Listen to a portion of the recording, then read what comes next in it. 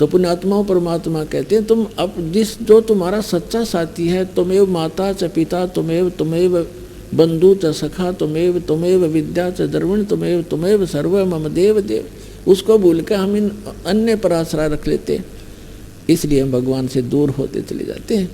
तो यहाँ गरीबदास साहिब जी ने कहा है कि त्रिलोचन के भय भरतिया माने नौकरे, ऐसी भक्ति कमावे, ऐसी भक्ति करे, भगवान साथ रहेगा आपके। तो इस प्रकार अब जैसे जिन बहन भाइयों के, विशेषकर इंसान तो थोड़ा बहुत सोच समझ भी लेता है, लेकिन बहनों का दिल नहीं डटता जिनका संतान नहीं होती, क्योंकि उसको समाज नहीं जीने देता। घर जाते हैं, घर वाले कुछ दिन चुप रहते हैं तो कोई पड़ोसी आ जाएगा, आओगा कोई काम और पूछेगा नो बहू का कि मैं होया नहीं बालक बोलक, अब वह के कहेगी सासू अक ना कुछ ना होया, कई साल हो गए ब्याह ने, एक जातक तो चाहिए था बता, और देख लो कोई दूसरा ब्याह करवा लो। अब उस बेटी के और समस्या पैदा कर दी कि एक और ये भी ब्याह करवाएंगे, यानी उसके भूल पड़े तो कोई और आकर के रिश्तेदार आकर कहेगा। कहने का भाव ये है कि जब तक ज्ञान नहीं प्राणी को तो जीना हराम कर देते हैं। आदमी तो बाहर रहता है, कभी कभी सुनता है ये बातें, टाल जाता है, मन समझा लेता है, लेकिन उस बहन के बस की बात नहीं, अंत में वह इतनी दुखी हो जाती है। और यदि संतान तो भगवान ने देनी है, रो ले चाहे पीट ले, और नहीं भाग में है तो कति नहीं मिला, चाहे 6 ब्याह करवा ले।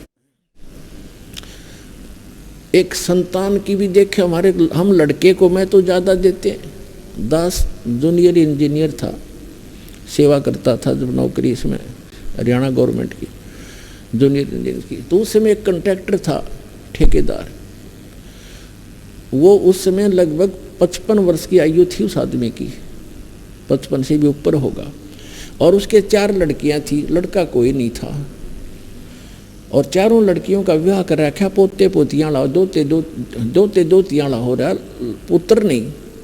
तो उसकी पत्नी को किसी ने कह दिया कि तू अपनी बहन का ब्याह करवा दे, इसका पुत्र हो जाएगा।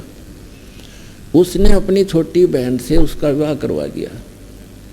उसके कट्ठिए 2 छोरी हुई, 2 लड़की हुई कट्ठिए जुड़वा। वो खुद बतावा था, ने बोला जी भाग बिना ना मिल रहा कदी, मैंने तो उसका जब ऑपरेशन करवा दिया, फैमिली प्लानिंग का पीछा छुटवा हो रहा ब्याह हो, तो भाग में है नहीं तो क्यों पंगे में पाँच दे भाई, ये मतलब दुखी करो। वो यहाँ पर जो काम करने का उसको भूल गए।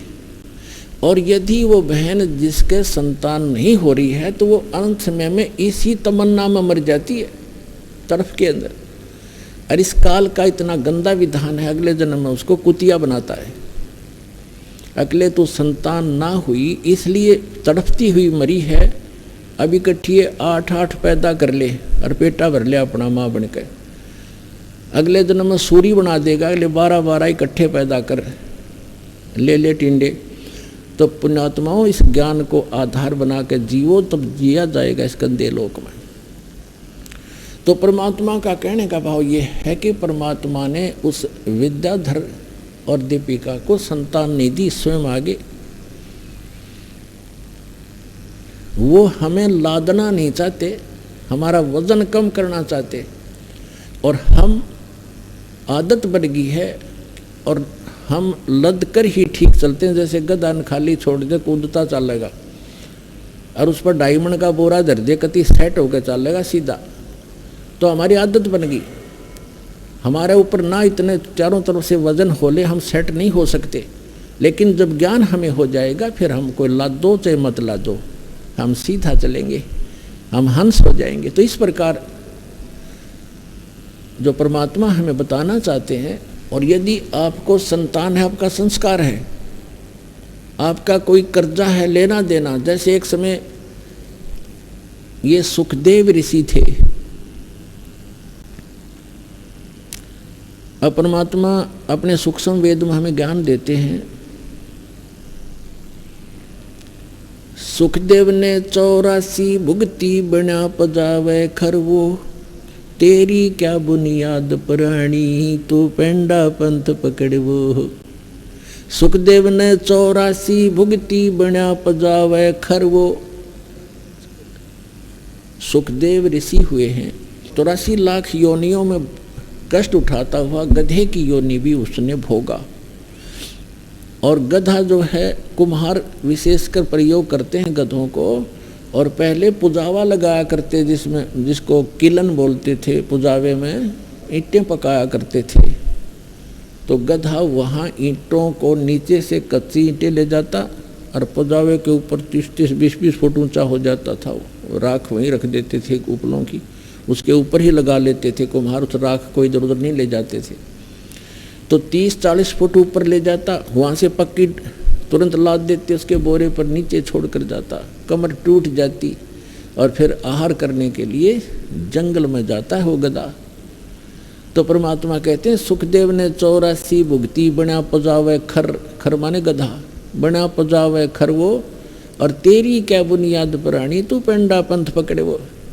तेरी क्या औकात है भले आदमी, तू वो साधना पकड़, वो पेंडा माने मार्ग, वो साधना कर जिससे तेरा यु जन्म और मरण 84 लाख योनियों का झंझट छूट जा। जब सुखदेव ऋषि का जन्म हुआ, ये 12 वर्ष माँ के गर्भ में रहे, और माँ के गर्भ में 3 महीने के बाद बच्चे को, वैसे तो 2 महीने के बाद बच्चा गर्भ में बॉडी में प्रवेश होता है। उस 3 महीना का होने के बाद उसको अपनी सारी जानकारी चेतना होती है। मैं कौन था, कहाँ था, क्या क्या दुख मैंने भोगे, अब मेरा उद्देश्य क्या है, कितने अच्छे संस्कारों से मुझे मनुष्य जीवन मिला है। तो उस समय वो यही सोचता है किसी प्रकार एक बार मैं इस गर्भ से बाहर जाऊं, और जो ही समझने योग्य होऊंगा भगवान की भक्ति करूंगा, परम संत की खोज करूंगा और सत भक्ति किया करूंगा। यहाँ का कोई संसार का सुख में संग्रह नहीं करूंगा, सुख संपत्ति। लेकिन बाहर आते ही ये तीनों गुण, रजगुण ब्रह्मा, सतगुण विष्णु, तमगुण शिव जी का जो प्रभाव है, ये इसको अचेत कर देता है। कोई चेतना पूर्व जन्म की नहीं रहती, एक आध को रह जाती है, वो थोड़ी बहुत अधूरी सधूरी सी होती है। तो क्या हुआ, सुखदेव ऋषि जब माँ की गर्भ से बाहर आए, 12 वर्ष की आयु, 12 वर्ष की अंदर ही हो गए थे, लेकिन माँ के गर्भ से बाहर निकलते ही वो 12 वर्ष की आयु एकदम ग्रहण कर गए। इतना शरीर बॉडी बन गया उसको, अंदर इतना नहीं था, बाहर आते ही एकदम उस सथर का हो गया। तो व्यास जी उसके पिता थे।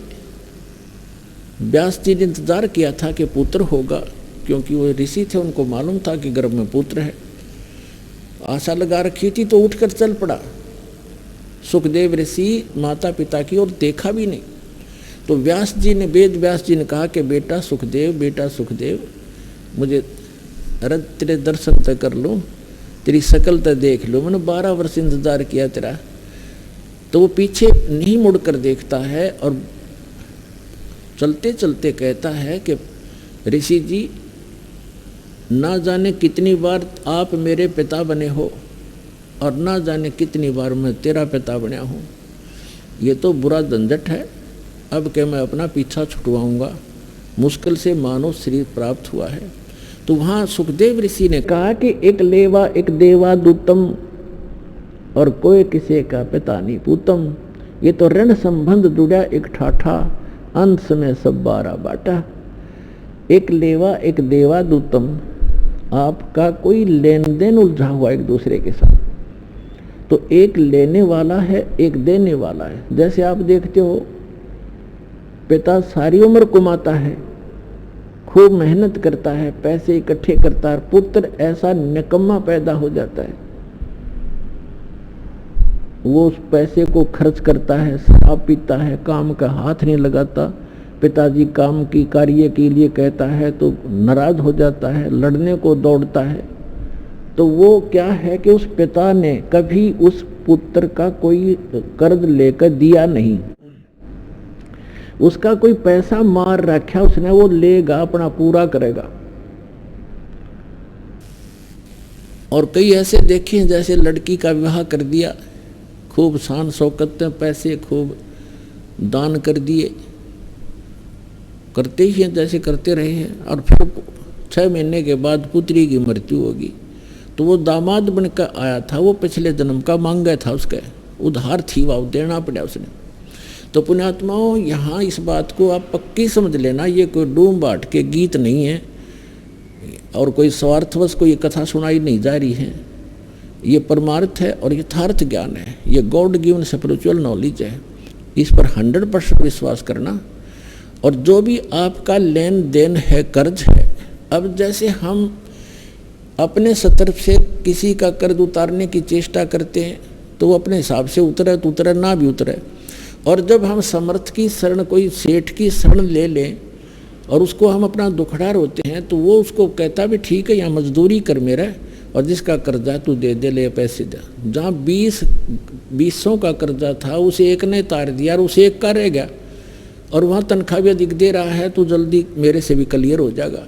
तो हम इस परमपिता की शरण माने के बाद आपका लेन देन जो भी है वो आपका शीघ्र सुलझ जाएगा। और जैसे कई बार, अब जैसे आजकल पॉलिसी चल रही है, बहुत से राज्यों में सब्सिडी दे देते हैं 80%, 40-60%। जैसे लोन आपका कर्जा है 1 लाख रुपया, 60,000 माफ़ कर दिए, 40 रह गया। और कुछ ऐसे भी अच्छे राजा होते हैं जो अपनी प्रजा का कर्जा ही माफ़ कर देते हैं कि आगे तुम ठीक चलियो और पिछला कर्जा माफ़, तो हो गया ऋण मुक्त। तो इसी प्रकार ये समर्थ परमात्मा कबीर जी आपके पिछले जो लेन देन सबको माफ़ कर देगा। और आपके जो पुत्र पुत्री आए हैं, पिता बनकर आए हैं, पत्नी बनकर आए हैं, बेटा बेटी बनकर आए हैं, उनके संस्कारों के जो कर्जे हैं वो मालिक माफ़ करके कैंसिल कर देगा। और उनको भी धनी करेगा भक्ति का, उनका भी पूरा अकाउंट कर देगा और आपको बहुत आसानी से सुलझा देगा। तो यहाँ परमात्मा कहते हैं, एक लेवा एक देवा दूतम, और कोई किसी का पिता नहीं पूतम। ये ऋण संबंध जुड़ा एक ठाठा, अंत में सब 12 बाटा।